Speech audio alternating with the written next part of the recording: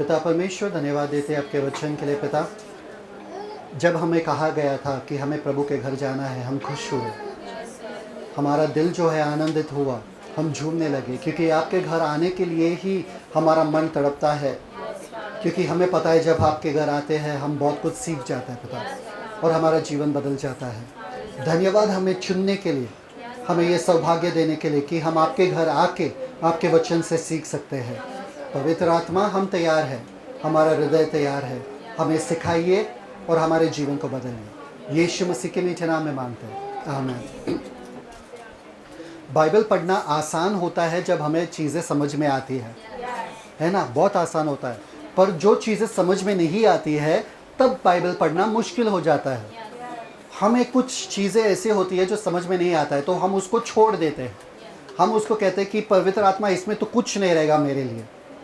पर समझ में आता है आपको कि करी जो बनता है, कोई भी करी जो बनता है कड़वे चीज़ों से भी बनता है ना, है ना। कड़ी पत्ता या क्या बोलते हैं उसको, क्या करते हैं, अदरक, लहसुन, ऐसे नहीं खा सकते हैं, पर करी में डालना पड़ता है, फिर ही करी का स्वाद आ जाता है ना। वैसे ही परमेश्वर के वचन में बहुत कुछ डाला गया है जिससे परमेश्वर के वचन का स्वाद निखर कर बाहर आता है। उसको नज़रअंदाज नहीं कर सकते हैं, वरना परमेश्वर का वचन का स्वाद हमें नहीं चखने को मिलेगा। समझ में आया? तो आज जो हम सीखने वाले वो ऐसा कुछ है जो जब आप बाइबल पढ़ते हो आपके समझ में नहीं आता है। फिर आप बोलते हो परमेश्वर बाइबल में ये क्यों डाले। फॉर एग्जाम्पल, जब आप मत्ती पढ़ते हो, कितने जनों को लगता है मत्ती चैप्टर 1 वर्स 1 से लेके 17 क्यों लिखा गया है? अब्राहम का बेटा आइजैक, आइजैक का बेटा याकूब, याकूब का बेटा क्यों डाला है? क्यों क्यों उनके जन्म कुंडली हमको क्यों चाहिए? क्यों हमको क्यों चाहिए ये सब? पर आपको पता है वहाँ पर क्यों डाला है? पता है आपको? ताकि वो बताए कि यीशु मसीह अब्राहम से आया है और दाऊद से आया है। यहूदी लोगों के लिए वो बहुत ज़रूरी था। इसलिए आज कुछ आपको सिखाने वाला हूँ जो आपको लगेगा कि आपके बाइबल में क्यों डाला है, पर फिर भी आपके लिए बहुत ज़रूरी है। कितने जन तैयार है वो सीखने के लिए? देखिए, एक चीज़ मैं आपको बताता हूँ, अगर परमेश्वर ने अपने वचन में डाला है तो परमेश्वर के लिए महत्वपूर्ण है। क्योंकि पवित्र आत्मा कहता है कि हर एक शब्द जो है बाइबल का महत्वपूर्ण है। हर एक शब्द पवित्र आत्मा से दिया गया है और हर एक शब्द में सामर्थ है ना। तो आज इफिसियों का किताब उसका 2 अध्याय पहले से लेके 10वें वचन तक हमने क्या देखा? अद्भुत गहराइयों में हम फंसे हुए थे, अद्भुत ऊंचाइयों तक परमेश्वर लेकर गए हमें, अद्भुत अनुग्रह के द्वारा, अद्भुत कार्य के लिए। तो पौलुस जब ये कलीसिया को कह रहा था, एक चीज आपको याद रखना है, पौलुस प्रिजन, जेल में था। कहा था? अपने विश्वास के कारण वो जेल में था। यीशु मसीह के कारण, सताव के कारण वो कहाँ पर था? जेल में था। तो वो कलीसिया से दूर था, पर उसको कुछ खबर आ रही थी कलीसिया के बारे में। तो कलीसिया को कह रहा है, अद्भुत कार्य हमको करना तो है, पर कुछ मुझे सीधा करना पड़ेगा। उसके पहले कलीसिया में कुछ सीधा करना पड़ेगा। अगर हमको साथ मिलकर प्रभु के लिए कार्य करना है, सबसे पहले बात हमको साथ में रहना पड़ेगा। कलीसिया में वाद विवाद नहीं हो सकता है। ध्यान से सुनना, कलीसिया में वाद विवाद नहीं हो सकता है, एक दूसरे के बारे में चुगली करना नहीं हो सकता है। ये इस कलीसिया में नहीं होगा, चाहे कुछ भी हो। किसी के बारे में अगर बुरा कहना है तो हमसे मत कहना, या किसी से भी मत कहना। किसी को सुनने की इंटरेस्ट भी नहीं है, ठीक है। हमारे कलीसिया में जब हमने शुरुआत किया था, कुछ ऐसे चीज़ें या घटना हुई जिसके वजह से ये चुगली वगैरह सब आ गया था बीच में, जिसकी वजह से कलीसिया बिखर गया, जिसकी वजह से कलीसिया बिखर गया। बहुत सारे जन हमको छोड़ के चले गए। समझ में आ रहा है कि नहीं आ रहा है? इसलिए वाद विवाद कलीसिया में आएगा नहीं। आप मुझे किसी के जीवन के बारे में कुछ नहीं बताओगे। अगर पवित्र आत्मा को बताना है वो बताएंगे, आप मत बताओ मुझे किसी के बारे में। मैं ना उनसे बात करने वाला हूँ इसके बारे में, ना उनको कुछ बोलने वाला हूँ। समझ में आया कि नहीं आया? आप किसी के जीवन को देख रहे हो, जांच रहे हो, तो बाइबल में लिखा है, पहला वो लकड़ी अपने आग से निकाल दो, फिर वो जाके तिनका उनके आंख से निकालने की कोशिश करो। आपकी जिंदगी के लकड़ी को पहला देखो, ठीक है। तो पौलुस कह रहा है यहाँ पे कि कलीसिया में एक समस्या है। कलीसिया, हम अद्भुत कार्य यीशु के लिए नहीं कर पाएंगे जब तक आप एकजुट नहीं रहोगे, एक साथ नहीं रहोगे। मुझे पता नहीं है कि पवित्र आत्मा इनको कैसे बताते हैं, पर मैंने दिमाग में सोचा था काश ये वही भजन संहिता ले 133, और उन्होंने वो ही लिया। समझ में आया? क्योंकि वो साम, वो भजन संहिता कहता है कितना जरूरी है हमको साथ में रहना। आपको पता है पोक्यूपाइन किसे कहते हैं? एक ऐसा जानवर है जिसका काटा काटा काटा काटा हर जगह रहता है ना। जब आप उसके नज़दीक जाते हो वो काटा फेंकता है, ठीक है। आपको समझ, आपके दिमाग में कभी आया कि पोक्यूपाइन जो है काटा काटा काटा वाला अपने पत्नी के साथ कैसा रहता है और बच्चे पैदा कैसे करते? फिर उनको छुपता नहीं होगा? छुपता होगा ना, क्योंकि वो ऐसा काटा काटा हर जगह काटा है, वो नज़दीक कैसे जाएगा अपने पत्नी का? और पत्नी का काटा काटा काटा सब है, और बच्चे का काटा काटा है। दूध कैसे पिलाएंगे, कैसे बड़ा करेंगे बच्चे को? समझ में आया? हर एक के जीवन में कांटे हैं, पर फिर भी साथ में रहना जरूरी है। समझ में आया कि नहीं आया? हर कोई परफेक्ट नहीं है यहाँ पे, हर कोई सिद्ध नहीं है। हर एक की जिंदगी में परेशानियां हैं, कुछ ऐसे आदतें हैं जो आपको पसंद नहीं है, पर इसका मतलब नहीं है कि आप उनको नजरअंदाज करोगे, उनसे दूर रहोगे या उनसे चिढ़ोगे। हाँ या ना? हम एक अंग है, हम एक अंग है। परमेश्वर यीशु मसीह के अंग है। हाथ बोल सकता है क्या मुझे चिढ़ आ रहा है? हाँ, आपका बाया हाथ, दाया हाथ बोल सकता है। बाया हाथ बोल सकता है दाया हाथ को, सब गंदे काम मुझे करना पड़ता है, आपको सब साफ काम करना है। ऐसा होता है क्या दोनों के बीच में झगड़ा? मिलजुल के रहते दोनों भी, ये भी अच्छा काम करता है, ये गंदा काम करता है, जो भी है, पर मिलजुल के बैठते हैं। हाँ, नाक कभी कभी नाक आपका बहता है तो हाथ चिढ़ता है क्या? बोलता है क्या नाक बार बार बह रहे हो? चिढ़ता है क्या? नहीं, उसको साफ कर देता है। समझ में आया कि नहीं आया? ये लोग सब साथ में रहते हैं, आपका बदन साथ में रहता है। अगर आपका बदन एक दूसरे के विरुद्ध हो जाते हैं तो आप जिंदा नहीं रहोगे। आपका अगर दिमाग नहीं चलेगा, आपका हाथ नहीं उठेगा।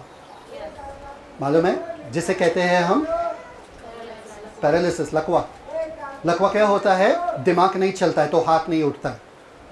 अगर एक भी बदन विद्रोह करता है तो हाथ नहीं चलेगा, बदन नहीं चलेगा। अच्छा बात यह है कि हमारा सर जो है वो यीशु मसीह है, उनको कभी कुछ नहीं होता है, इसलिए हम में सामर्थ्य दौड़ता रहता है। समझ में आया कि नहीं आया? आपके बाजू वाले को देखो और बोलो, भले ही आपका मुंह पसंद नहीं है, आपके साथ रहना पड़ेगा मुझे। बोलो, ठीक है। चलो, तो पौलुस का समस्या देखते हैं यहाँ पे। पौलुस क्या कहता है वो देखते हैं यहाँ पे। इफिसियों का किताब, उसका 2 अध्याय, उसका 11वां वचन। इफिसियों की पत्री 2 अध्याय 11वां वचन। इस कारण स्मरण करो कि तुम जो शारीरिक रीति से अन्य जाति हो और जो लोग शरीर में हाथ के किए हुए खतना से खतना वाले कहलाते हैं, वे तुमको खतना रहित कहते हैं। आगे, तुम लोग उस समय मसीह से अलग और इज़राइल की प्रजा के पद से अलग किए हुए और प्रतिज्ञा की वाचाओं के भागी न थे और आशाहीन और जगत में ईश्वर रहित थे। बस कितने जनों को इफिसियों का किताब पढ़ते हुए ये समझ में आया क्या पौलुस क्या कह रहा है, किससे कह रहा है, क्यों कह रहा है? खतना रहित खतना, खतना रहित खतना। हमारा क्या लेना देना है इसमें? किसी का लेना देना है क्या कुछ इसमें? है क्या? आपको लगता है क्या? आपको लगता है कि नहीं लगता है? लेना देना है क्या? ठीक है, नहीं लेना देना, ठीक है। सवाल ये उठता है, यीशु मसीह यहूदी थे। यीशु मसीह कौन थे? यहूदी देश में पैदा हुए, यहूदी भाषा बात करते थे। हाँ, और यहूदी जमीन पर ही वो मरे, यरूशलेम में मरे। क्या हो रहा है यहाँ पे? क्या हो रहा है यहाँ पे? ठीक है, यीशु मसीह कौन थे? यहूदी थे। यहूदी देश में आए, यहूदी भाषा बोले, यहूदियों के बीच में रहे और यहूदी देश पे ही वो मरे और जी उठे फिर से। ठीक है, तो वो यहूदियों का परमेश्वर है, हमारा नहीं। हम इंडिया वाले इंडिया में बैठे हैं, यूपी में बैठे हैं, गांव में बैठे हैं, हमारा क्या लेना देना उस यहूदी परमेश्वर से? सवाल उठता है कि नहीं उठता है? ये यहूदियों का है, पूरा पुराना नियम पढ़ो, सब यहूदी यहूदी यहूदी, इनसे क्या लेना देना? हमारा कुछ लेना देना है क्या? नहीं ना। तो क्या हुआ कलीसिया में उस समय में जब पौलुस ने प्रचार किया, वहां पे यहूदी लोग भी थे और यूनानी लोग, बोलो यूनानी, अन्य जाति जिसे हम कहते हैं, अन्य जाति, ठीक है, यूनानी लोग भी थे, अलग अलग दिशा अलग अलग देश के लोग भी आते थे। तो वो लोग सोचते थे ये यहूदी वाला मसीहा को क्यों अपनाए, और यहूदी वाले सोचते थे कि अगर इन लोगों को हम जैसा बनना है, हमारा यहूदी वाला मसीहा अपनाना है, उनको खतना करना पड़ेगा। उनको क्या करना पड़ेगा? खतना। कितने जनों को खतने के बारे में नहीं पता है? हाथ ऊपर करो कि खतना क्या होता है। ठीक है, खतना क्या होता है कि लड़कों का जो 8वें दिन पे बच्चा जब पैदा होता है, लड़का बच्चा जब पैदा होता है, 8वें दिन पे उसके जो प्राइवेट पार्ट है उस पे स्किन रहता है, स्किन क्या बोलते हैं, चमड़ी रहता है, उस चमड़ी को काटना पड़ता है, जैसे मुसलमानों का रहता है, आगे का चमड़ी रहता है, उसको काटना पड़ता है। साइंटिफिक रीति से बोलते हैं बहुत ही फायदेमंद है, बहुत ही फायदेमंद है, क्योंकि परमेश्वर ने इसे अब्राहम को दिया और बोला कि तेरा हर लड़का वाला जो है वो ये करेगा, आप उसके लिए ये करोगे 8वें दिन पे। समझ में आया कि नहीं आया? चमड़ी काटना पड़ेगा, क्यों? क्योंकि उससे हाइजीन बेटर रहता है, स्वास्थ्य बैठा रहता है, साफ सफाई रहता है, ठीक है। और औरत में भी क्या बोलते हैं, औरत में बीमारी नहीं होता है, जब आदमी औरत के साथ संबंध रखता है बीमारी कम हो जाता है औरत में, औरत का भी जिंदगी बढ़ता है, आदमी का भी जिंदगी बढ़ता है और बच्चे भी हेल्दी हो जाते हैं। इसलिए यहूदी लोगों को यह प्रक्रिया दिया गया था। इनफैक्ट अब्राहम को दिया। किसको दिया? अब्राहम। अभी अब्राहम के क्या बोलते हैं, सेविका से क्या उत्पन्न हुआ? हगार से कौन उत्पन्न हुआ? इश्माइल। और सारा से कौन उत्पन्न हुआ? आइजैक। ठीक है, तो एक जगह आइजैक चला गया, एक जगह इश्माइल। और ये खतना किसको दिया गया था? इब्राहिम को, बाप को दिया गया था। इसलिए इश्माइल से कौन आए? मुसलमान लोग, जिसके वजह से मुसलमान को भी खतना करना पड़ता है। समझ में आया कि नहीं आया? लोग मजाक उड़ाते हैं कभी कभी मुसलमानों का कि जो भी है ना, तो उनका मजाक उड़ाते वैसा। तो यहूदी लोगों को भी वो ही मिला प्रक्रिया आइजैक से। समझ में आया कि नहीं आया? क्योंकि अब्राहम के दोनों बेटों के वंशज को वो करना ही पड़ा। समझ में आया कि नहीं आया यहाँ पे? है ठीक है। तो यहूदी लोगों को परमेश्वर ने इसलिए दिया क्योंकि वो चाहते थे कि ये यहूदी लोग जो है अलग रहे दूसरे लोगों से, अलग रहे दूसरे लोगों से, दूसरे लोगों के जैसे नहीं। तो उन्होंने वादा दिया, वाचा बांधा अब्राहम के साथ और बोला ये जो खतने का जो सिंबल है ये एक शारीरिक तौर से एक यादगार के लिए कि तुम मेरे लोग हो, तुम अलग लोग हो। समझ में आया कि नहीं आया? एक आदमी को बार बार जब भी वो जाता है उसको याद आ जाता है कि मैं कौन हूँ, मैं अलग हूँ। जब भी वो देखता है वो अपने आप को याद दिलाता है कि मैं अलग हूँ, मैं परमेश्वर का जन हूँ। एक वादा बांधा गया है अब्राहम के साथ, मेरे पिता के साथ, क्या? कि मैं हमेशा आशीष में चलूँगा अगर मैं परमेश्वर के आज्ञाओं को मानूंगा। समझ में आ रहा है कि नहीं आ रहा है? बहुत हैवी जा रहा है। कितने लोग यहाँ पे सोचते हैं मुझसे क्या लेना देना। ठीक है, तो यहूदी लोगों को घमंड आने लगा।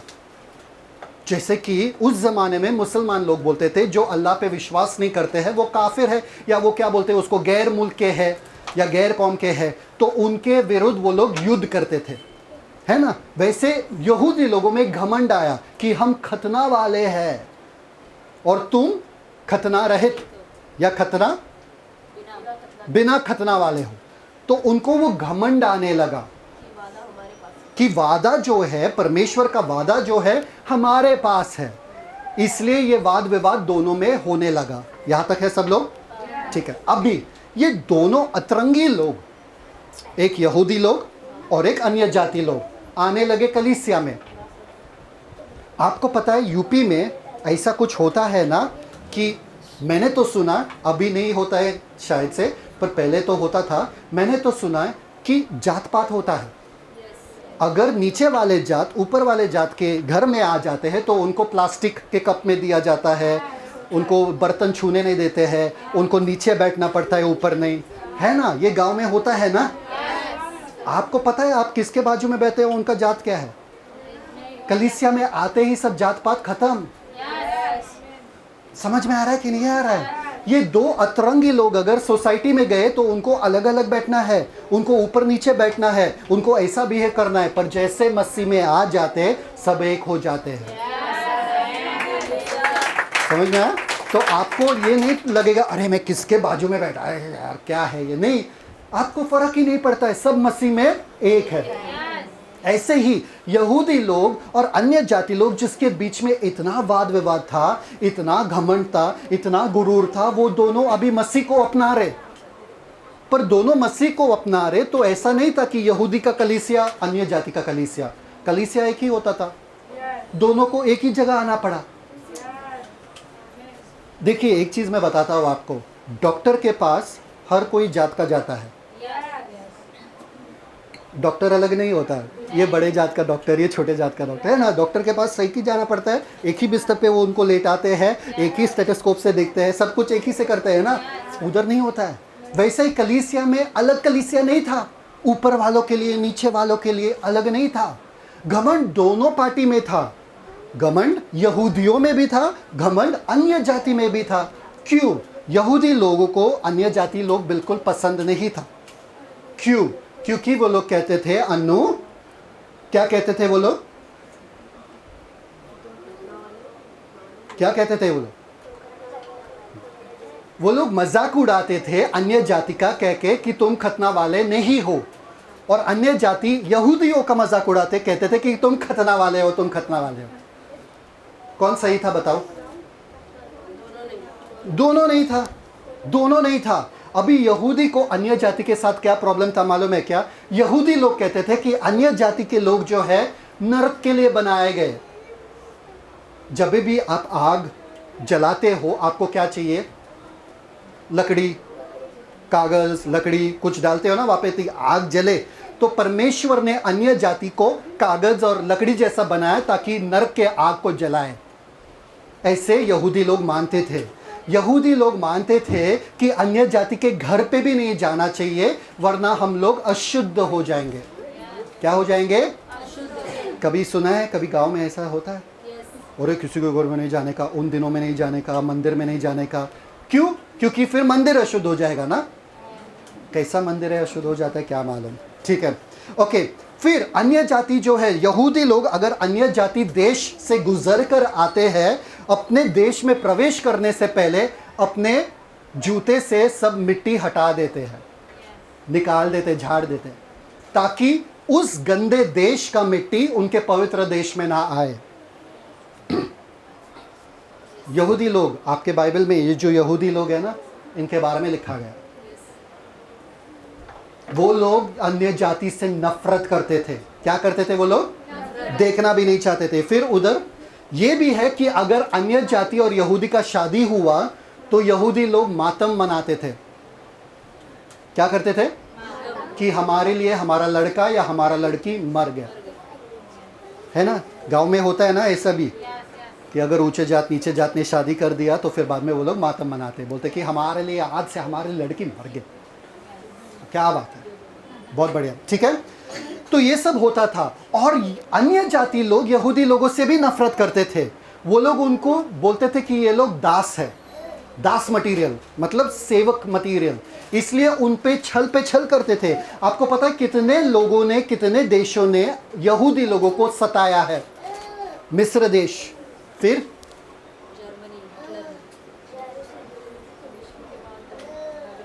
असीरिया, असीरिया के बाद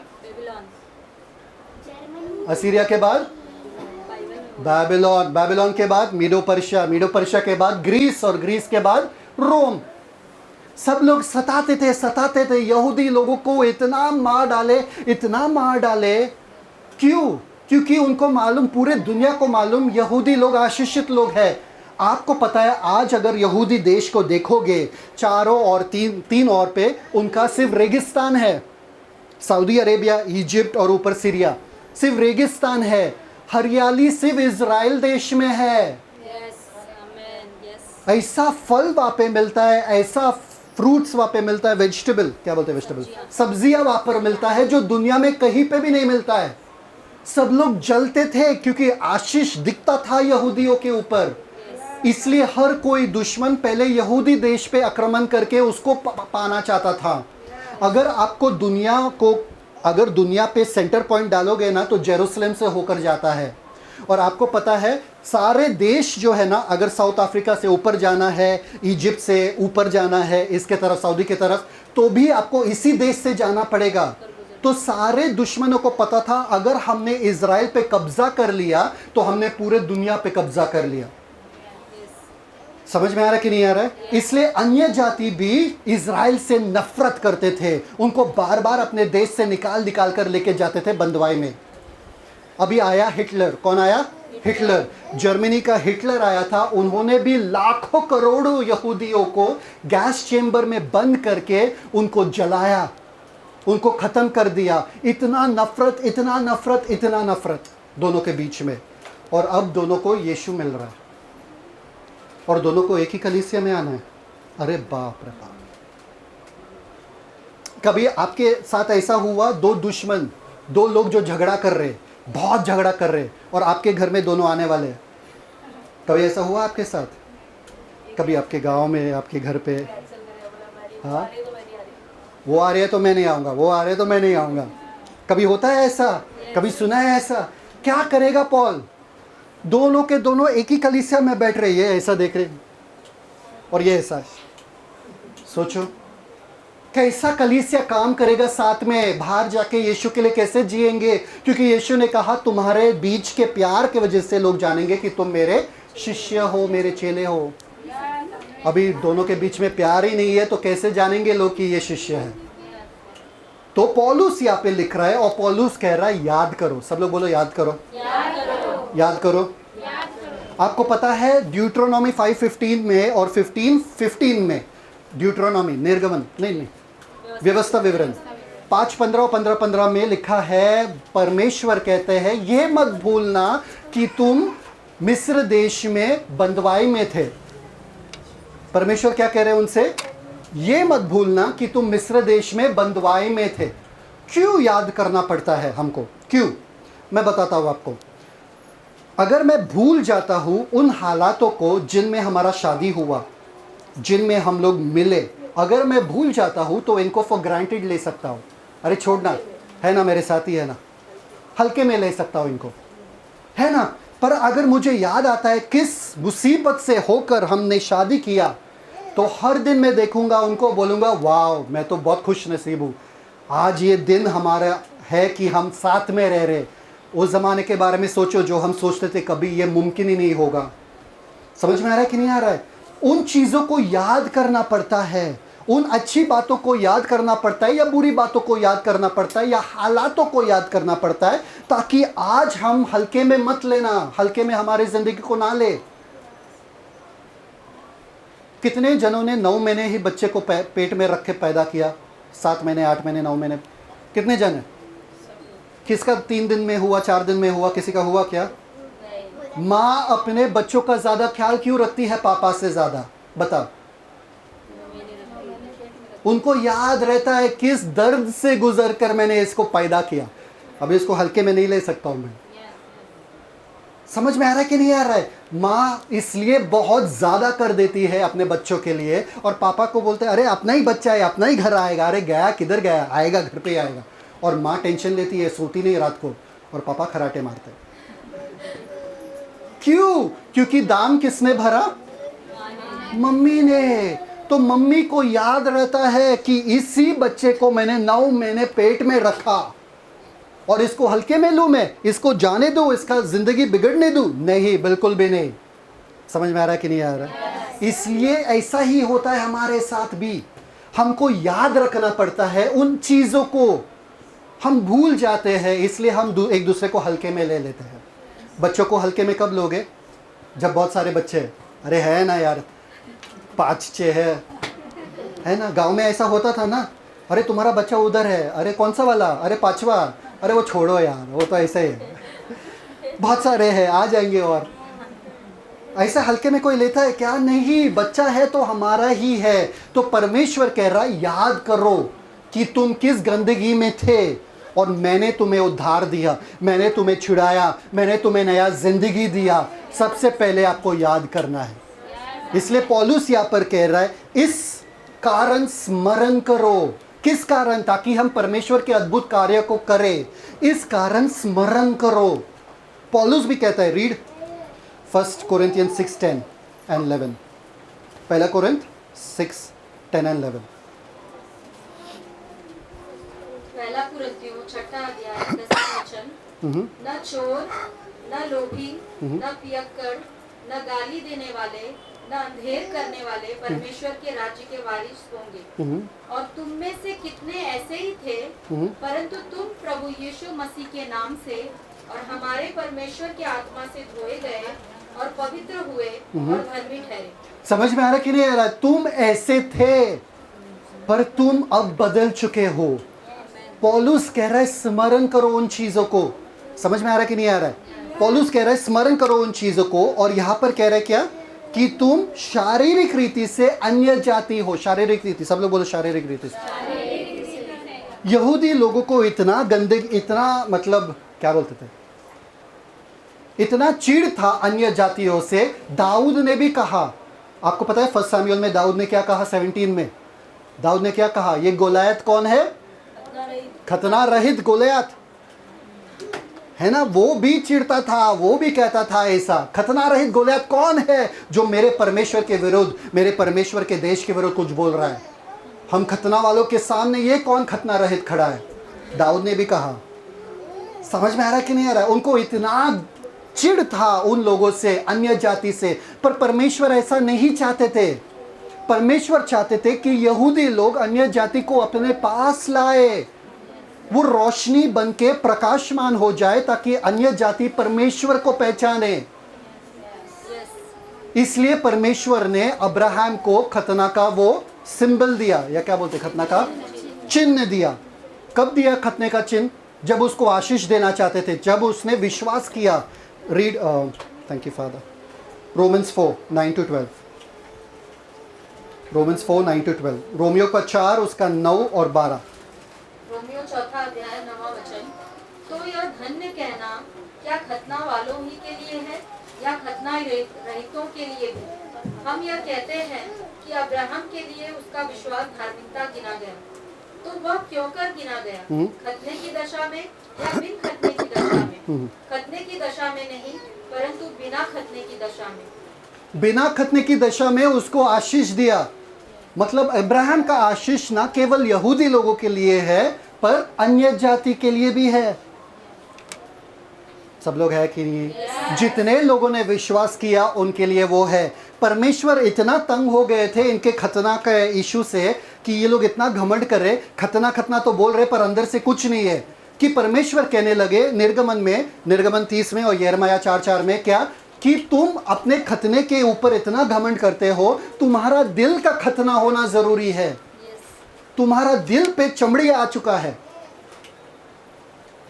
उसको निकालना जरूरी है। वो गंदगी को निकालना जरूरी है जो तुम्हारे दिल में है। इसलिए रोमियो 2:28-29 में पौलुस कहता है कौन सच्चा यहूदी है? कौन सच्चा यहूदी है? जिसका दिल का खतना हुआ है, शरीर से नहीं। कौन सच्चा यहूदी है? जिसका, अगर आपका दिल ही नहीं अच्छा है तो आप बाहर का लेके क्या करोगे? कितने जन सुंदर सुंदर चीजें पहन के आते हैं चर्च में, कलीसिया में, इतना ब्यूटीफुल आते हैं, मेकअप डाल के सुंदर अपने आप को बना के कलीसिया जा रहे हैं, और अंदर कितना गंदगी है। अंदर बैठ के सोचते हैं अरे ये भी सिस्टर आ गई आज, शी देखो कैसी आई है, कैसी बैठी है, मेरे बाजू में आके बैठी है, इतना बास मार रही है। अंदर गंदगी भरा हुआ है। बाहर से भले आप सुंदर लग रहे हो, अंदर गंदगी भरा हुआ है। तो पौलुस कह रहे हैं यहूदी लोग, तुम घमंड मत करो कि तुम खतना वाले हो। ये खतना परमेश्वर के नजरों में कुछ नहीं है, क्योंकि तुम्हारा दिल गंदा है। आप कितना भी साफ सुथरा आओ, पर अगर आपका दिल गंदा है ना, परमेश्वर कहता है अपने हाथों को नीचे करो, मेरे सामने आराधना में उठाओ मत। परमेश्वर कहता है मालूम है क्या, तोहफा देने से पहले ना, अपना दान देने से पहले अपना जो भी अर्पण करना चाहते हो ना, वो अर्पण मत करो, पहले अपने भाई से मेल मिलाप करो। पहले अपने भाई से सॉरी बोलो एक दूसरे को। कितने जन सॉरी बोलते हैं? कितने जन हाथ उठाने वाले के बाजू में बैठे और उनको पता है कि ये सॉरी नहीं बोलते हैं? सॉरी बोलते हैं? मम्मी सॉरी बोलती है? बच्चे सॉरी बोलते हैं? मम्मी सॉरी बोलते हैं? नहीं, सॉरी बोलते हैं mummy? Good job. Mummy sorry बोलते हैं? बच्चे सॉरी बोलते हैं? ठीक है, पता चल। एक दूसरे को सॉरी बोलो। कितने जनों का इज्जत नीचे गया जब उन्होंने एक दूसरे को सॉरी बोला। कभी अलग ही घमंड, हम झुकेंगे नहीं, हम सॉरी नहीं बोलेंगे। क्यों? क्या होता है आपको सॉरी बोलने से? क्या होता है? आपका इज्जत चला जाता है क्या? हाँ, आपका 3-4 किलो घट जाता है तो और सॉरी बोलेंगे लोग, है ना? क्या होता है? आपका पैसा चला जाता है? नहीं। किसी के दिल जीतने के लिए अगर सॉरी बोलना पड़ता है तो बोलो सॉरी, हाँ मुझसे गलती हो गया। माँ बाप अपने बच्चों को सॉरी बोलो, बच्चे अपने माँ बाप को सॉरी बोलो, बिंदास सॉरी बोलो। Sorry, thank you, glory to God और प्रेज गॉड, गेट्स अप्रिसिएशन। 4 चीजें आपको याद रखना है। कितने जन? GATS, सब लोग बोलो GATS। सबसे पहले G, ग्लोरी टू गॉड, प्रभु को महिमा हो या प्रभु का महिमा हो। समझ में आया? जब भी कोई बोलेगा आपको सुंदर लग रहे हो, प्रभु का महिमा हो। जब भी कोई बोलेगा अच्छा ड्रेस है, आप बहुत ही बुद्धिमान हो। समझ में आया कि नहीं आया? आज खाना बहुत अच्छा बना है, परफेक्ट। नेक्स्ट है ए मतलब अप्रिसिएशन, मतलब आप एक दूसरे का बड़ाई करोगे। क्या करोगे? कैसे करोगे? खिंचाई नहीं, बड़ाई। कैसे करोगे? मम्मी का खाना लास्ट टाइम कब अच्छा बोला था आपने? बोलते हो हाँ? मम्मी सुंदर लग रहे हो आज, मम्मी खाना अच्छा बनाया, अरे बेटे बहुत अच्छे मार्क्स लाए हैं। अरे बड़ाई करो। गलतियों के बारे में जैसे आप मिनमिनाते रहते हो वैसे बड़ाई करो अच्छे चीज़ों के बारे में। गलतियों के बारे में सुनाते रहते हो, अरे तुझे पता है क्या गलती किया तुमने, ये किया वो किया, क्या कि तुमको शर्म नहीं आता है, तुमको इतना भी नहीं मालूम है हम इस परिवार के हैं, अभी मेरा इज्जत में क्या है। बार बार आप बोलते रहते हो। अरे वैसे अच्छी चीज़ों के बारे में बोलो। अरे वाह तुमने अच्छा डांस किया, क्या खूबसूरत डांस किया, इतने अच्छे रीति से डांस किया। जब पत्नी आ जाती है अच्छा सज धज के तो आदमी क्या बोलता है? कैसे लग रही हो आज? तो आदमी क्या बोलता है? कुछ नहीं बोलता है। आदमी कुछ बोलता है क्या? आदमी बोलता है कुछ, क्या बोलता है? हाँ क्या बोलते हैं? घर का मुर्गी क्या बोलते हैं? अच्छे लग रहे हो। पर अगर वही आदमी पत्नी को बोले अरे घूमो घूमो, अरे देखने दो, अरे बाल बहुत सुंदर, अरे नया लिपस्टिक है क्या, अरे परफ्यूम नया है क्या, आपको कैसा लगेगा? अरे वाह मेरा आदमी इतना इंटरेस्ट ले रहा है, क्या चाहिए आदमी को आज? समझ में आ रहा है कि नहीं आ रहा है? 4 बात सुनाने के लिए आप जो 4 बात सुनाओगे उनका दिन बन जाएगा, वो खुश हो जाएगी, पूरे दिन भर मुस्कुराती रहेगी कि मेरे आदमी ने ऐसा बोला मेरे बारे में आज। पता है किसी के चेहरे पे मुस्कुराहट लाना ना सबसे बेस्ट काम होता है। आपको पता है जब भी मैं जॉब में भी जाता हूँ और वो जो सिक्योरिटी गार्ड वगैरह रहते हैं ना, एकदम सड़ा हुआ मुंह लेके बैठेंगे वहाँ पे, वॉचमैन सब ऐसा सड़ा, क्योंकि उनको काम करना पड़ता है, 12 घंटा उनको खड़ा होना पड़ता है। मैं जाके बोलता हूँ गुड मॉर्निंग, कैसे हो आज, बच्चे सब कैसे हैं? अरे इतना खुश हो जाते वो लोग कि कोई तो बात कर रहे हैं उनसे, इतना खुश हो जाते हैं, उनके चेहरे पे मुस्कुराहट। और नेक्स्ट टाइम जब मैं जाता हूँ पहले मुझे गुड मॉर्निंग वो लोग बोलते हैं, मैनेजर को नहीं बोलते, मुझे बोलते good morning sir, good morning sir. उनको लगता है मैं मैनेजर हूँ। समझ आ रहा है कि नहीं आ रहा है? वो मैनेजर सड़ा हुआ मुंह लेके चला जाता है, उनको कुछ नहीं होता है, सलाम साहब वगैरह करते हैं। क्यों? कचरा वाला आता है, सब लोग कचरा देख के चले जाते हैं। मैं उनको हमेशा देखता, बोलता है गुड मॉर्निंग भाई। साधारण सा लड़का है, साधारण सा लड़का है। मैंने एक दिन बोला, 2 दिन बोला, अभी हर दिन पहले वो बोलते मुझे good morning sir, good morning sir, हंस के। समझ में आ रहा है कि नहीं आ रहा है? 2 बातें सुनाने के लिए आपका क्या बिगड़ता है? अच्छी बातें सुनाते जाओ। जब आप अच्छे बातें सुनाते हो ना, वो बंदा जो है वो अच्छाई तक पहुंचने का कोशिश करता है। अपने बच्चे को बोलो, अरे कितने बुद्धिमान हो तुम, अरे कितने इंटेलिजेंट हो, अरे कितना क्रिएटिव हो तुम। और उनको क्या लगेगा? अरे मम्मी मेरे बारे में इससे सोचती है, वाह। अगर गधे के गधे हो तो क्या होता है? आपका बेटा और गधा निकलता है, या आपकी बेटी और गधी निकलती है। हाँ या ना? कितने जनों ने देखा है ना? जितना वो लोग परेशान करते, आप लोग बोलते कितना परेशान कर रहा है लड़का, कितना परेशान कर रहा है लड़की, वो लोग और करते जाते हैं। और आप सोच रहे, अरे वो और क्यों कर रही है, और बिगड़ते जा रही है। किससे मिल रहे हो? अरे तुमसे मिल रहे, तुम्हारे शब्दों के वजह से वो और बिगड़ते जा रहे हैं। अपने शब्दों को बदलो, आपके बच्चे बदल जाएंगे, आपके पति बदल जाएंगे। जब पति आता है तभी ये मत बोलो, अरे तुमको पता है आज क्या हुआ, वो क्या हुआ, ये क्या हुआ, क्या हुआ। अरे पानी दो उनको, बैठने दो, 2 बातें बैठो उनके साथ करो। आज आपका दिन कैसा था? अच्छा था। तेल डालो उनके सर पे, थोड़ा मालिश करो। अरे वो खुश हो जाएंगे। आधा सा टेंशन उनका खत्म वहीं पे हो जाता है, आपका हंसता हुआ चेहरा देख के। क्योंकि आधा टेंशन तो पति का ये रहता है कि अभी पत्नी क्या सुनाएगी, मैंने फ़ोन नहीं उठाया, मैंने ये नहीं किया, मैंने वो नहीं किया। समझ में आ रहा है कि नहीं आ रहा है? सो जी मतलब ग्लोरी टू गॉड, प्रभु का महिमा हो। ए मतलब अप्रिसिएशन, एक दूसरे को देख के बोलो। 2 जन एक दूसरे को देख के कुछ बोलो, अच्छा बोलो। बोलो एक दूसरे को देख के कुछ अच्छा बोलो। अरे सब हंस रहे क्योंकि मालूम है अंदर से नहीं आ रहा है। एक दूसरे पे हंस रहे, चल चल, ऐसा थोड़ी बोले। ओके ठीक है। नेक्स्ट वाला क्या है? टी। टी सब लोग बोलो, टी। थैंक यू सब लोग बोलो, थैंक यू। मम्मी पानी लाके देती है, खाना लाके देती है, आप क्या बोलोगे? Thank you. अच्छा चीज़ें पापा लाके देते हैं आपको, आप क्या बोलोगे? Thank you. भाई बहन कुछ करते हैं, आप क्या बोलोगे? Thank you. क्या गंदा पानी दिया, क्या मटके का पानी दिया, क्या ये दिया, क्या वो दिया, ऐसा बोलोगे क्या? क्या बोलोगे? भर भर के। रिक्शा वाले को पैसा दिया और क्या बोलोगे आप? शॉप वाले ने कब दिया आपको कांदा बटाटा, क्या बोलोगे आप? कितने जन कांदे वाले को थैंक यू बोलते हैं? अरे चल तुम्हारा काम तो है, एक तो 2 रुपया ज़्यादा लिया, एक तो 5 रुपया ज़्यादा लिया, और थैंक यू बोलो तुमको। ये होता है आपका ख्रिस्तीपन, ये होता है आपका मसीह जीवन, जिससे लोग देख के बदल जाते हैं। सब लोग बोलो थैंक यू। अगर थैंक यू नहीं बोलने आता है, धन्यवाद बोलो। धन्यवाद बोलो, ठीक है। GATS मतलब सॉरी। सबसे मुश्किल चीज सॉरी बोलना। कितने लोगों के लिए होता है? सॉरी बोलना मतलब माय गुडनेस, जान पे आ जाता है।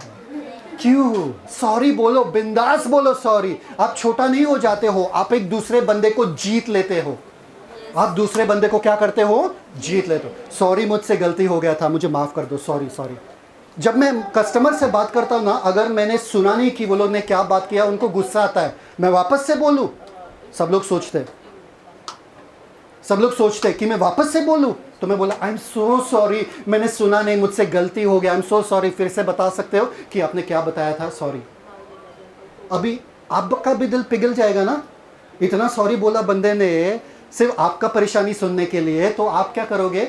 आप खुशी खुशी फिर से करोगे। आपको गुस्सा आएगा क्या? सॉरी से किसी का भी दिन बन जाता है। किसी को धक्का दिया और धक्का क्या दे रहे हो, आप क्या बोलोगे? तुम क्या, क्यों? ओके सॉरी भाई सॉरी। क्या होता है? झगड़ा होता है, उसके बाद नहीं, हंस के चला जाता है वो बंदा। वो शौक हो जाता है कि कोई सॉरी बोल रहा है उनको, क्योंकि उनको भी मालूम है उनका गलती है। कितने जन हैं मेरे साथ? आपको जीवन का लेसन मिल रहा है कि नहीं मिल रहा है? ठीक है। तो हम कहाँ थे? ठीक है। तो ये दोनों जन आ रहे थे कलीसिया में, ये दोनों जन साथ साथ में बैठ रहे थे। पर परमेश्वर कहता है, यहूदी लोग तुमको इतना घमंड क्यों है? क्योंकि मैं तुम्हारे दिल को देख रहा हूं। ये गंदगी जो है तुम्हारे दिल में है, पहला उसको साफ करो। Okay, read this. Thank you father. 1 Corinthians 7:19। 1 Corinthians 7:19। पहला कुरिन्थियों 7वां अध्याय 19वां वचन। न खतना कुछ है और न खतना रहित, परंतु परमेश्वर की आज्ञाओं को मानना ही सब कुछ है। क्या? खतना कुछ नहीं है, खतना रहित कुछ नहीं है। अरे निकाल दो इसको। परमेश्वर बोल रहे मेरे लिए क्या इंपॉर्टेंट है? मेरे आज्ञाओं को मानो। और मेरा आज्ञा क्या कहता है? पहले परमेश्वर से प्रेम करो, फिर एक दूसरे से प्रेम करो। अगर तुम एक दूसरे से प्रेम ही नहीं कर रहे हो, ये खतना लेके क्या बैठे हो? ये बाहर की चीज़ों को लेके क्या बैठे हो? इसने मेरे साथ ऐसा किया, उसने मेरे साथ ऐसा किया, वो सिस्टर आएगी तो मैं नहीं आऊँगा, मैं आऊँगी तो वो सिस्टर नहीं आएगी। ये क्या है? कचरा लेके बैठे हो। सब लोग हैं मेरे साथ? किसी को कुछ मिल रहा है? ठीक है। गलेशियंस 5:6। Thank you father. गलातियों 5:6। गलातियों 5वां अध्याय 6वां वचन। और मसीह यीशु में न खतना रहित कुछ काम का है, परंतु केवल जो प्रेम के द्वारा प्रभाव करता है। क्या क्या? खतना या खतना रहित कुछ भी फर्क नहीं पड़ता है परमेश्वर के नजर में। परमेश्वर के नजर में क्या फर्क पड़ता है? प्रेम जो विश्वास के द्वारा कार्य करता है। प्रेम और विश्वास, ये ही नहीं है आपके बीच में। ये खतना और खतना रहित क्या लेके बैठे हो? बाहर की चीजों को क्या लेके बैठे हो? जब आपके अंदर ही गंदगी बैठा है। तो पौलुस कह रहा है इन लोगों से कि ये गंदगी जो है अपना अंदर का साफ करो, फिर ही आप एक दूसरे के साथ जाके कार्य कर सकते हो या काम कर सकते हो। सब लोग हैं? ठीक है। उस जमाने में यहूदी लोगों और अन्य जाति के बीच में वाद विवाद होता था। फिर होता था वाद विवाद दासों के बीच में और मालिक के बीच में। किसके बीच में? दास और मालिक। मतलब दास लोग क्या रहते थे? कचरा रहते थे। और मालिक क्या रहता था? ऊपर। दोनों एक साथ नहीं बैठ सकते थे। पर अभी यीशु दास को भी मिल रहा था, मालिक को भी। दोनों एक ही कलीसिया में कैसे आएंगे? तीसरा, पहला मुद्दा क्या था? यहूदी और अन्य जाति। दूसरा, दास और मालिक। तीसरा, आदमी और औरत। आदमी और कितने जनों को लगता है औरत यहां पर है, आदमी यहां पर? हम लोग अच्छे कलीसिया में। बाहर के सोसाइटी को लगता है आदमी मतलब लड़के बच्चे को पैदा कर दिया तो एकदम जिंदगी बन जाएगा, लड़की को पैदा किया तो मुंह ऐसा आड़ा टेढ़ा हो जाता है। अरे लड़की सौभाग्य वाले लोगों को मिलता है, औरत जीवन देता है। अगर सोचो सबको लड़के ही मिले, लड़कियां कहाँ आएगी जिंदगी देने के लिए? किससे शादी करवाओगे अगर सब लड़के पैदा किए तो? कहते हैं लड़की जो है जिंदगी भर के लिए रहता है, आदमी जो रहता है, लड़का जो रहता है सिर्फ शादी तक रहता है, उसके पत्नी की हो जाती है। फिर पत्नी आने देते हैं, आदमी को आने देता है मम्मी के पास।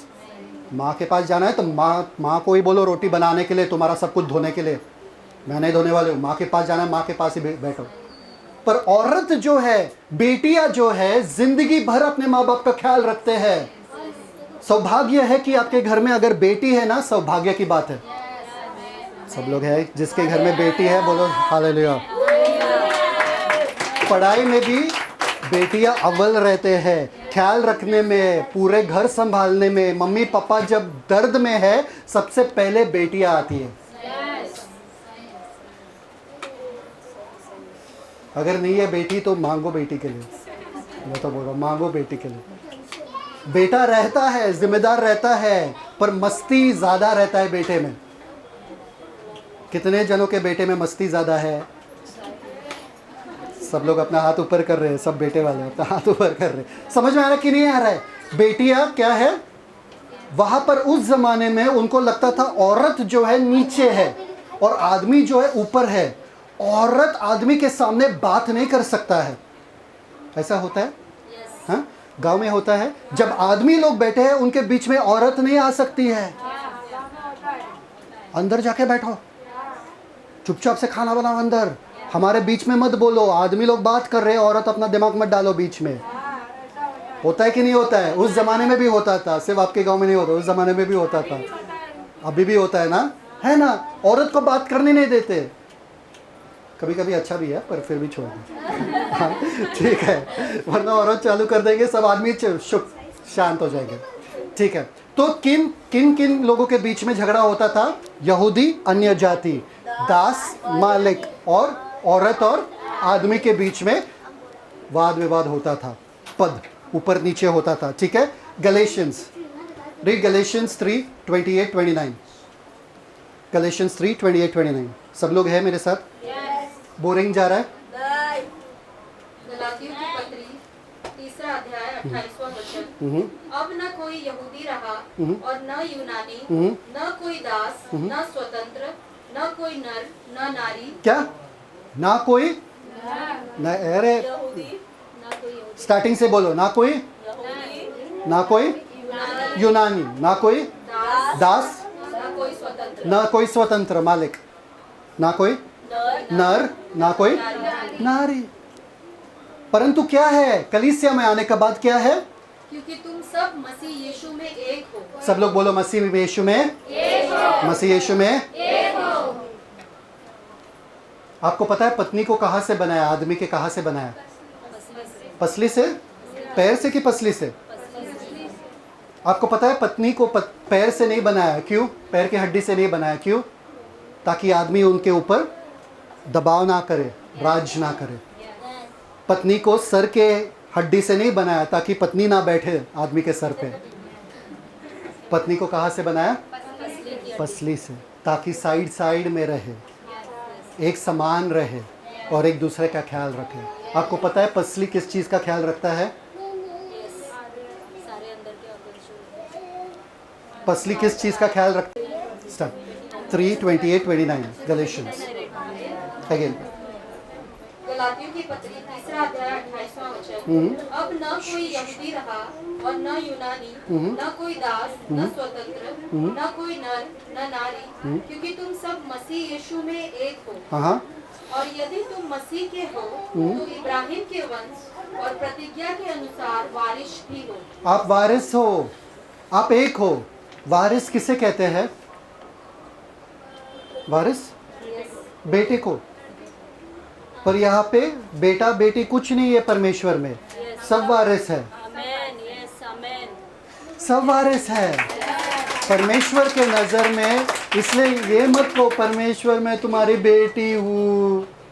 बेटे का ही दर्जा मिला है तुमको भी। ये मत सोचो तुमको सेकंड दर्जा मिला है। जैसा आपका धरती वाला पिता अगर आपको देखता है कि बेटी है, बेटा है, ऐसा नहीं है परमेश्वर के नज़र में। आप यीशु मसीह में एक हो। क्या हो? जितना दर्जा बेटे का उतना दर्जा बेटी का। सब लोग खुश है कि नहीं खुश है? आमीन। ठीक है, चलो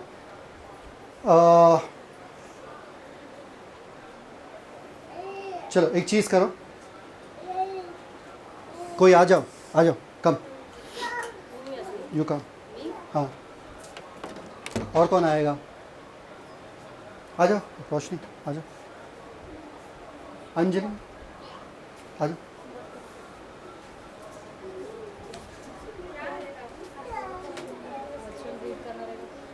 चलो ठीक है, सब लोग देख सकते हैं इन लोगों को? अगर मैं सामने खड़ा हूँ कैसे देखेंगे? ठीक है, सबसे पहले पकड़ो, परमेश्वर ने किन्हें बनाया? अन्य जाति। पूरा दुनिया अन्य जाति था। यहूदी लोग आए नहीं थे। यहूदी लोग है ना एस्टर? यहूदी लोग आए नहीं थे। ठीक है, अन्य जाति लोग बनाए। नूह के समय में, अब्राहम के आने के पहले अन्य जाति लोग बनाए। पर अन्य जाति लोग जो है पाप किए जा रहे थे। क्या कर रहे थे? You catch this and go behind, you catch this and go behind her. ठीक है, आप वो साइड पे खड़े हो जाना साइड में। ठीक है, हाँ, गो बिहाइंड। ठीक है, तो परमेश्वर ने सोचा ये अन्य जाति को सुधारने के लिए मुझे कुछ करना पड़ेगा, तो क्यों ना एक चीज करता हूं, इस अन्य जाति के बीच में से एक बंदे को बुलाता हूं मैं बाहर, जो मेरा बंदा रहेगा, जो बताएगा अन्य जातियों को कि अगर मेरे पीछे हो लोगे तो तुम्हारा जीवन कैसा सुधर सकता है। इसलिए परमेश्वर ने इन अन्य जातियों से, साइड में जाओ मेरे पीछे,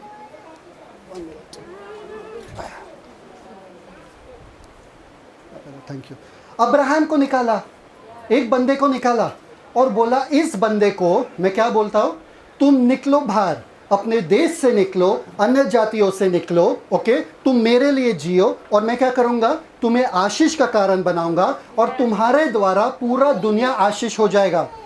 तुम्हारे परिवार के द्वारा, ऑल द परिवार, पूरा परिवार, अन्य जाति सारे लोग आशीष पाएंगे, है ना। जब भी टीचर क्लासरूम से निकलती है क्या करती है, मॉनिटर रखती है, एक मॉनिटर रखती है। क्यों? ताकि मॉनिटर, अभी मॉनिटर ही सबसे ज़्यादा गड़बड़ करे तो क्लास कैसा रहेगा, है ना। तो मूसा को, अब्राहम को बोला कि तुमको मैं अपना आशीष देने वाला हूँ और तुम्हारे द्वारा पृथ्वी के सारे लोग आशीषित हो जाएंगे। और इनके क्या बोलते हैं, अब्राहम से आए कौन, पकड़ो, अब्राहम से आए कौन, यहूदी लोग। तो परमेश्वर ने बोला एक बंदे को मैंने बुलाया, उसके परिवार से एक राष्ट्र को मैंने बुलाया, और जो आशीष अब्राहम पे है मैं इन यहूदी लोगों के द्वारा पूरे अन्य जाति के लोगों को मैं सुधारूंगा। समझ में आ रहा है प्लान? समझ में आ रहा है प्लान? तो परमेश्वर ने अब्राहम को अन्य जाति से निकाला और यहूदी लोगों को अब्राहम से निकाला और बोला यहूदी लोग तुम अच्छे लोग बनो ताकि ये अन्य जाति लोग सुधर जाए। अभी इन लोगों को आया घमंड, इन लोगों ने बोला हमारे पास ही परमेश्वर है, हमारे पास ही आशीष है, हम अब्राहम के वंशज हैं, हम खतना वाले हैं, अरे तुम लोग अन्य जाति लोग क्या हो, कुछ भी नहीं हो। तो ये लोग से चिढ़ने लगे। Now you go behind that, that's it. ये लोग से चिढ़ने लगे। आ जाओ सामने। इन दोनों के बीच में अभी झगड़ा होने लगा। क्यों? ये लोग बोले पापा के हम फेवरेट है, तुम लोग क्या हो, कचरा हो। समझ में आया? और ये लोग बोले तुमको ही सारा लाड़ प्यार क्यों मिल रहा है, हमको तुम्हारा पापा भी नहीं चाहिए, हमको तुम भी नहीं चाहिए। ये दोनों झगड़ा करने लगे, एक दूसरे को मारपीट करने लगे, एक दूसरे को नीचा दिखाने लगे। अभी परमेश्वर का प्लान का क्या हो गया, है ना। तो परमेश्वर ने सोचा अब्राहम से यहूदी लोगों को लाया, यहूदी है ना, हाँ, यहूदी लोगों को लाया, ये लोग कुछ काम के नहीं रहे, इसलिए अब्राहम के वंशज से ही लोगों को आशीष मिले, अन्य जाति को आशीष मिले, इसलिए यहूदियों को बीच में से निकाल के यीशु मसीह आ गए। समझ में आ रहा है कि नहीं आ रहा है? यीशु मसीह आए अब्राहम के वंशज से, इसलिए आज अब वचन में पढ़े कि अब्राहम का सीड या अब्राहम का बीज कौन है, यीशु मसीह। और अगर आप यीशु मसीह में हो तो आप अब्राहम के वंशज के हो। मतलब अब्राहम पे जो आशीष आया था वो यीशु मसीह के द्वारा आप अन्य जाति पे आ गया। समझ में आया?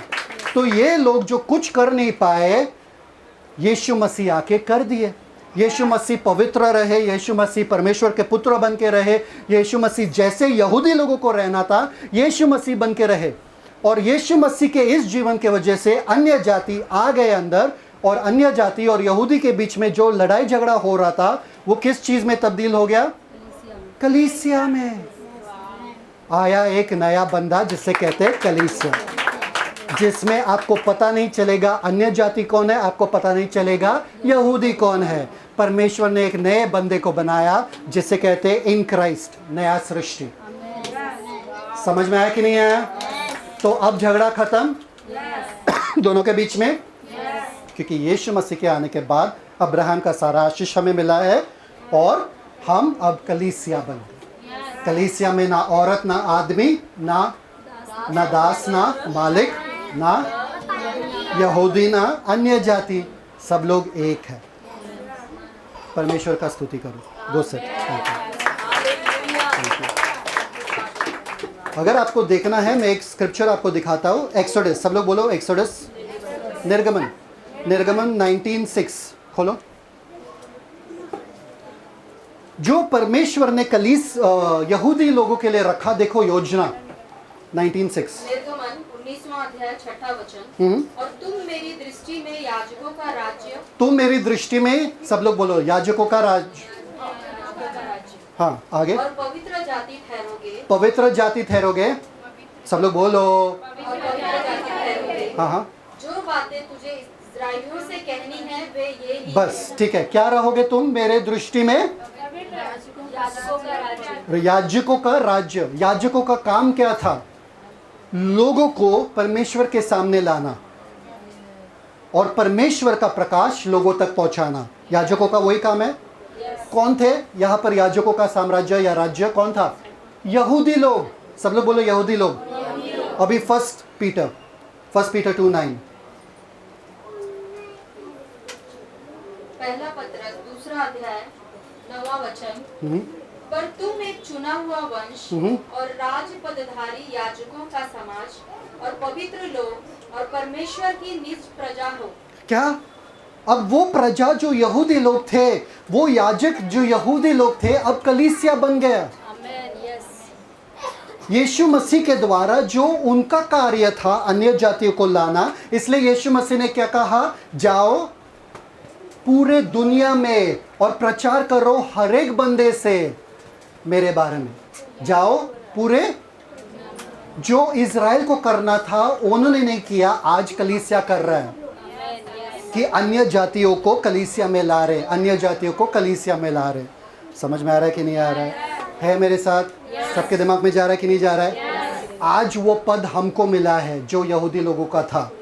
अभी वापस से वो वर्स पढ़ो, इफिशियंस 2 वर्स 11।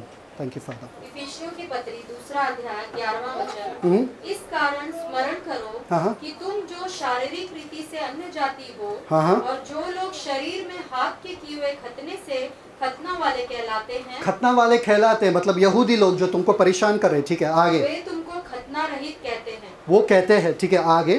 तुम लोग उस समय मसीह से अलग। एक मिनट, अभी ये बता रहा है कि मसीह के बिना तुम्हारा हश्र क्या था। उस समय में जब तुम मसीह को नहीं जानते थे, तुम्हारे पास 5 चीजें नहीं थी जो यहूदी वालों के पास था। 5 चीजें, सब लोग बोलो 5 चीजें जो हमारे पास नहीं था, यहूदियों के पास था और हमको अब मिला। ठीक है, सबसे पहले बात रीड। और इज़राइल की प्रजा फर्स्ट स्टार्टिंग वाला। तुम लोग उस समय मसीह से अलग। एक मिनट, मसीह से अलग, सब लोग बोलो मसीह से अलग। मसीहा सिर्फ यहूदी लोगों का था, पूरे दुनिया का नहीं। सब लोग हैं मेरे साथ? मसीहा जो था सिर्फ यहूदी लोगों का था, पूरे दुनिया का नहीं। तो मसीहा हमारे पास नहीं था। दूसरा, और इज़राइल की प्रजा के पद से अलग किए बस हुए। इज़राइल के प्रजा के पद से मतलब इज़राइल का सिटीजनशिप हमारे पास नहीं था। हम नागरिक नहीं थे उन आशीषों का जो अब्राहम के द्वारा आ रहा था उस इज़राइल देश पे, वो हमारे पास नहीं था। ठीक है, नेक्स्ट तीसरा पॉइंट। और प्रतिज्ञा की वाचाओं के भागी न थे। प्रतिज्ञाओं की वाचा मतलब परमेश्वर ने प्रतिज्ञा की वाचा किसके साथ किया? अब्राहम के साथ किया, डेविड के साथ किया, है ना, मूसा के साथ किया। वो सब हमारा नहीं था क्योंकि हम अन्य जाति थे, हम बाहर वाले थे। वो यहूदी लोगों का था। ठीक है, आप आंखों की पुतली हो, किसके लिए कहा गया मालूम है? यहूदी लोगों के लिए, हमारे लिए नहीं। और हम परमेश्वर के आंखों के पुतली है। अरे नहीं, वो यहूदी लोगों के लिए था। और एक तुम्हारे नाम मैंने हाथों में लिखा है, किसके लिए है? यहूदियों के लिए, हमारे लिए नहीं। तुम सर बनोगे पूछ नहीं, किसके लिए? यहूदी के लिए, हमारे लिए नहीं है। तुम्हारा आने में और जाने में आशीष रहेगा, किसके लिए? यहूदी के लिए, हमारे लिए नहीं है। तो हमको वो सब कैसा मिलेगा? हम आज कैसे उसको ले सकते हैं? समझ में आ रहा कि नहीं आ रहा? वो सब प्रतिज्ञा के वाचाएं परमेश्वर ने यहूदियों के साथ बनाया। ठीक है, नेक्स्ट फोर्थ वन। और आशाहीन, सब लोग बोलो आशाहीन। आपको पता है एक बार एक बंदा गया था मेडिकल अपने हॉस्पिटल में, ये स्टोरी पहले भी बोला था, और उसका रिपोर्ट बदल गया। उसको लगा कि उसको कैंसर है और 3 दिन में मरने वाला। तो डॉक्टर ने बोला, अरे तुम्हारा रिपोर्ट देखिए, अरे कैंसर है, तुम 3 दिन में मरने वाले हो। और उसका अच्छा वाला रिपोर्ट गया कैंसर वाले के पास और वो बोलने लगे कि अरे तुम्हारे पास तो कैंसर नहीं है। आपको पता है ये बंदा 3 दिन में मर गया, उसका आशा ही निकल गया, आशा ही छूट गया उसका। अरे मेरे पास, मुझे कैंसर हो गया, 3 दिन में मरने वाला हो। दिमाग में तय कर लिया था, उसके पास कैंसर था नहीं, फिर भी मर गया। क्योंकि आशा एक बार आप निकाल देते हो किसी चीज़, किसी बंदे से, उसके जीने की उम्मीद खत्म हो जाती है। हाँ या ना? बाइबल में लिखा है अगर आशाहीन आदमी है तो उसको बीमार हो जाता है, वो बीमार हो जाता है अगर उसके पास आशा नहीं है ना? इसलिए हमारे पास आशा है।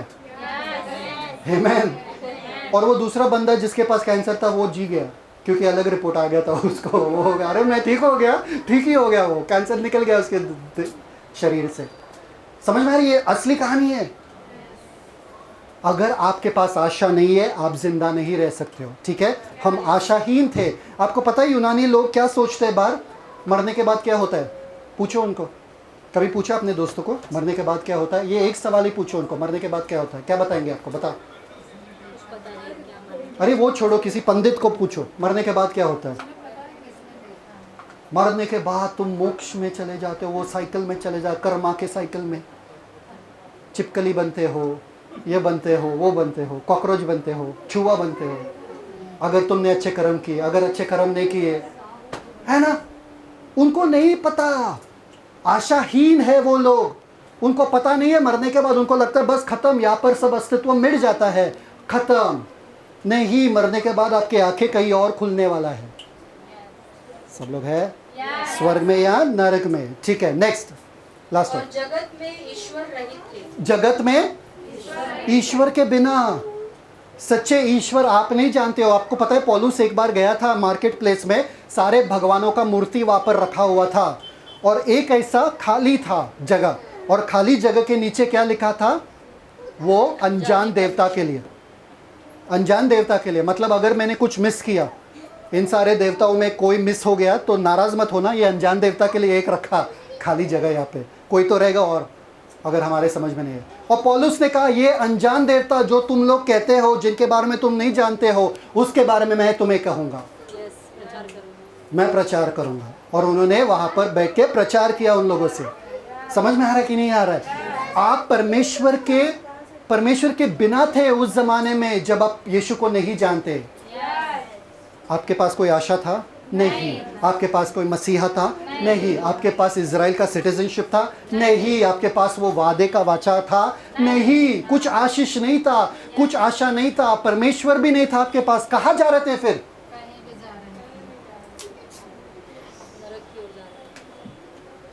कहाँ जा रहे थे बताओ? दो अंधे एक दूसरे को सही रास्ता दिखा सकते क्या?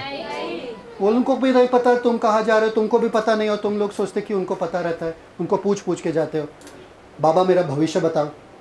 अरे उसका भविष्य क्या है? उधर बैठा है वो झाड़ के नीचे, उसका भविष्य सुधर नहीं रहा, आपका क्या सुधारेंगे वो? मेरा भविष्य बताओ, देखो मेरा हाथ। क्या है ये सब? वो पोपट आ जाता है, एक कार्ड उठाता है, ये देखो तुम्हारा भविष्य। क्या है ये सब? वो लोग भी अंधे हैं तो आप भी अंधे थे, पर कुछ बदला, कुछ बदला। यहाँ पर पौलुस एक ही चीज़ कह रहा है, जान लो तुम कहाँ से आए थे, जान लो तुम्हारा हश्र क्या था। यहूदी लोगों के खिलाफ इतना मत खड़े हो जाओ, इतना झगड़ा मत करो कलीसिया में। मैं जानता हूँ कि झगड़ा हो रहा है कलीसिया में, मैं जेल में हूँ, पर मैं जानता हूँ कि कलीसिया में झगड़ा हो रहा है। एक चीज़ मैं कह रहा हूँ आप लोगों से, यीशु मसीह के चर्च में, कलीसिया में परमेश्वर को एकता चाहिए। क्या चाहिए? एकता के लिए आपको क्या रहना पड़ेगा? समझ के लेना पड़ेगा एक दूसरे को। सब लोग बोलो, समझ के लो एक दूसरे को। जब कोई आपके सामने चिढ़ता है और चिल्लाता है, आप क्या करते हो? और जोर से चिल्लाते हैं। आपको नहीं लगता कि शायद से इनके साथ कुछ बुरा हुआ रहेगा बाहर? कुछ तो है इनके मन में जिसकी वजह से ये ऐसे रो रहे हैं, या इसके वजह से जैसे ये चिल्ला रहे हैं। आपको पता है जब भी आपका पति चिल्लाता है आपके ऊपर, वो क्यों चिल्लाता है?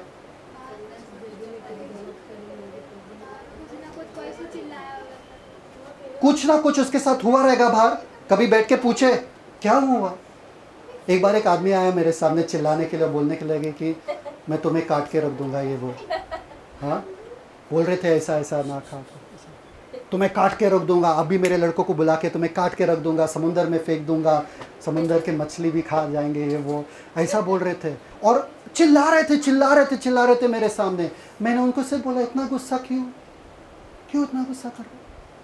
शांत हो गए, तुरंत शांत हो गए, उनका गुस्सा चला गया, शांत हो गए। आपको पता है जब लोग गुस्सा करते हैं, या तो डर के वजह से गुस्सा करते हैं, या तो परेशानी की वजह से। वो सच में गुस्सा नहीं करना चाहता। कौन सा आदमी अपना बीपी बढ़ाना चाहता है फुकट का? कोई बढ़ाना चाहता है क्या? सिस्टर, जब आप चिल्लाते हो तभी आप चाहते हो चिल्लाना? नहीं ना, नहीं मज़ा आता है चिल्लाने में। किसी को मज़ा आता है चिल्लाने में? नहीं।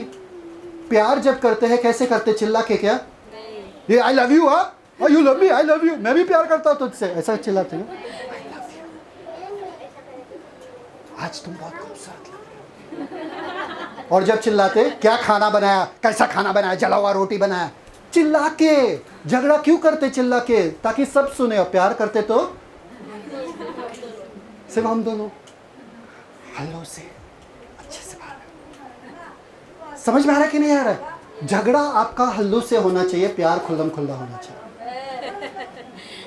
सब यूपी वाले बोलो ठीक है। एक चीज याद रखना ये कलीसिया में, कि यहाँ पर चुगली नहीं होना चाहिए। किसी के बारे में कोई भी बोलेगा नहीं। अगर बोलना है परमेश्वर हमको बताएंगे, और किसी के मुंह से हमको सुनना नहीं है। किसी का बुराई हमको सुनना नहीं है। अगर चुगली करना है, एक चुगली के लिए 10 अच्छे बात आपको सुनाना पड़ेगा। सब लोग हैं मेरे साथ? कितने बात, अच्छे बात? 10 अच्छे बात आपको उस बंदे के बारे में सुनाना पड़ेगा। एक चुगली चलेगा, और वो भी ऐसा चुगली जो उसके सामने आप कर सकते हो। जब वो बंदा रहेगा ना, उसके सामने बोल सकते ना यही बात जो आप हमको सीक्रेट में बोल रहे हो ना, चलेगा। सब लोग हैं? इस दिन के बाद, क्योंकि चुगली जो है एक कलीसिया को बर्बाद करके रख देगा। ना हमारे विरुद्ध, ना आपके विरुद्ध। मैं किसी के बारे में चुगली नहीं सुनूंगा, ना कोई यहाँ पर बैठा सुनेगा। कोई परेशानी में है, हम सुनने के लिए तैयार है।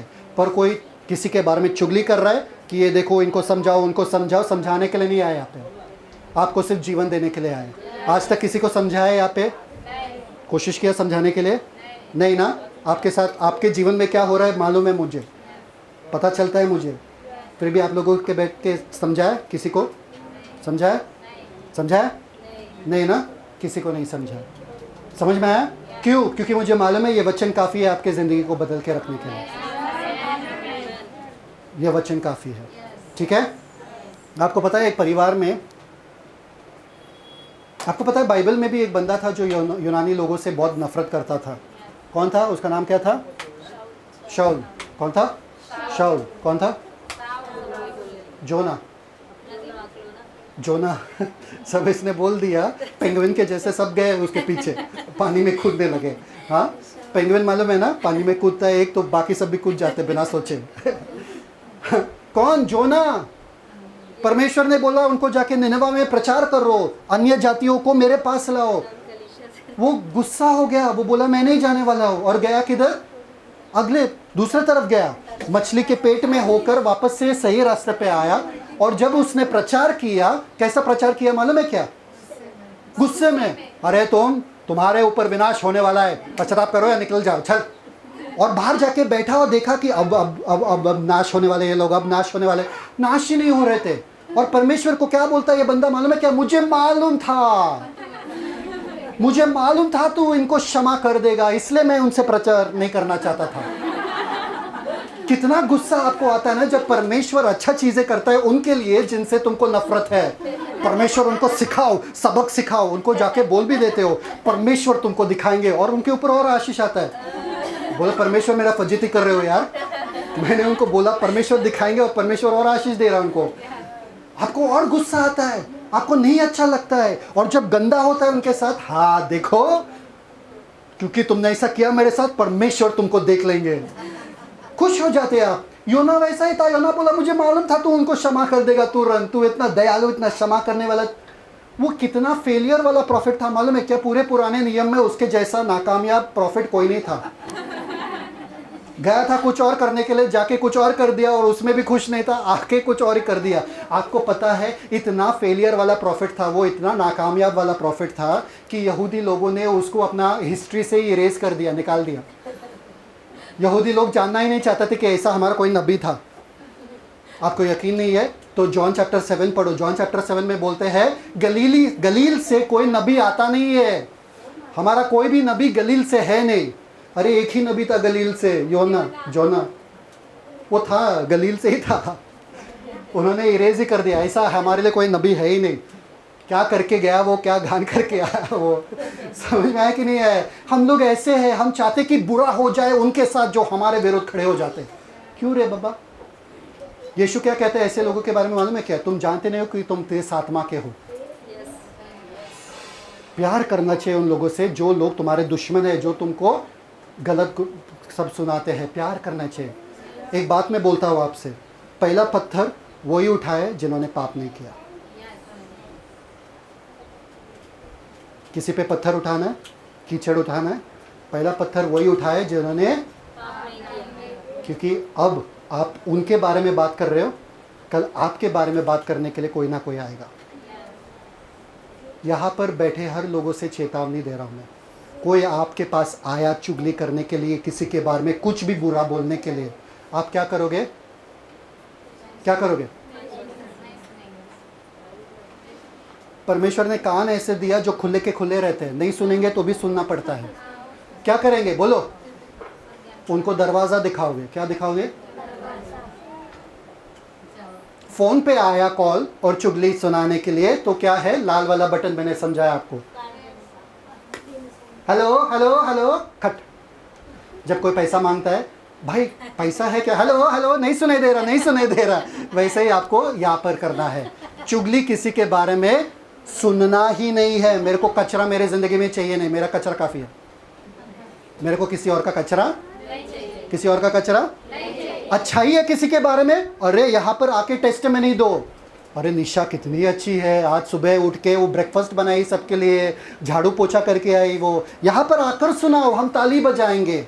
गलत चीज़ किसी के बारे में बोलना है, हमको मत फ़ोन करना, हमको मत बोलना। सब लोग हैं मेरे साथ?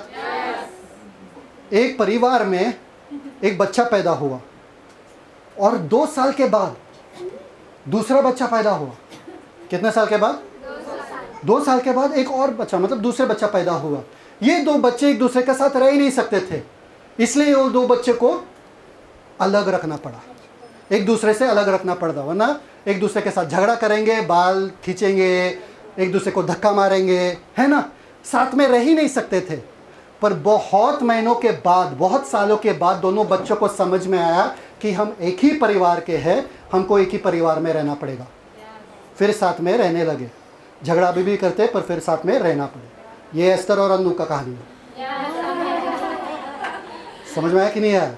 पहले वो लोग एक दूसरे के साथ नहीं रहते थे, एक दूसरे से अलग रहते थे, एक दूसरे के साथ कभी नहीं दिखते थे, पर उन्होंने सीखा कि हम एक ही परिवार के हैं, इसलिए हमको कैसा भी करके साथ में रहना पड़ेगा। और आज अच्छे से रहते हैं, एक दूसरे का ख्याल भी रखते हैं, इतना ख्याल रखते हैं कि समझ जाओ, हाँ समझ जाओ।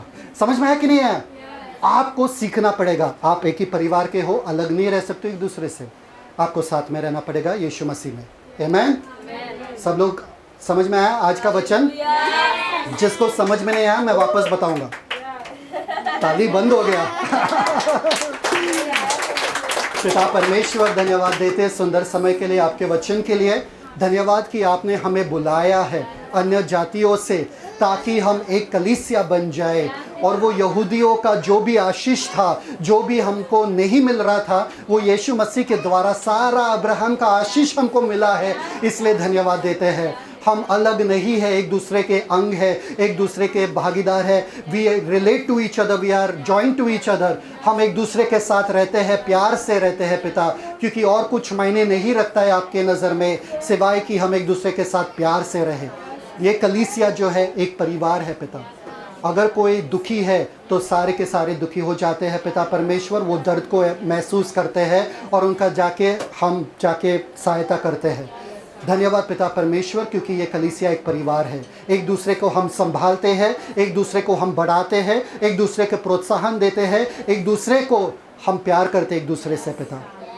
ये कलीसिया में नफ़रत के लिए कोई जगह नहीं है पिता, ये कलीसिया में नफ़रत के लिए कोई जगह नहीं है, क्योंकि ये कलीसिया आपका कलीसिया है और यीशु मसीह में हम एक है और यीशु मसीह हमारा सर है। और जब हम यीशु मसीह में एक है, वो पवित्र अभिषेक जो है वो हम पे उतर आता है और हम अद्भुत कार्य कर सकते हैं उस अद्भुत अनुग्रह के द्वारा। धन्यवाद पिता परमेश्वर आपके वचन के लिए, हर एक के लिए, यहाँ पे हर एक परिवार में एकता, ये कलीसिया में एकता, हर रिश्ता में एकता, हर झगड़ा जो है ख़त्म आज के बाद। और सारे लोग यहाँ पर प्रभु की महिमा हो करके कहेंगे, एक दूसरे को अच्छे अच्छे बातें कहेंगे, थैंक यू कहेंगे, सॉरी कहेंगे, क्योंकि ये सीखे हैं पिता कि आपके प्यार को वो हर जगह बांटते रहेंगे। धन्यवाद पिता आपके वचन के लिए, धन्यवाद आज के दिन के लिए। यीशु मसीह के मीठे नाम में मांगते सुन, स्वीकार, कबूल कर। आमीन। Celebrate the Christ life. God bless you. Shalom.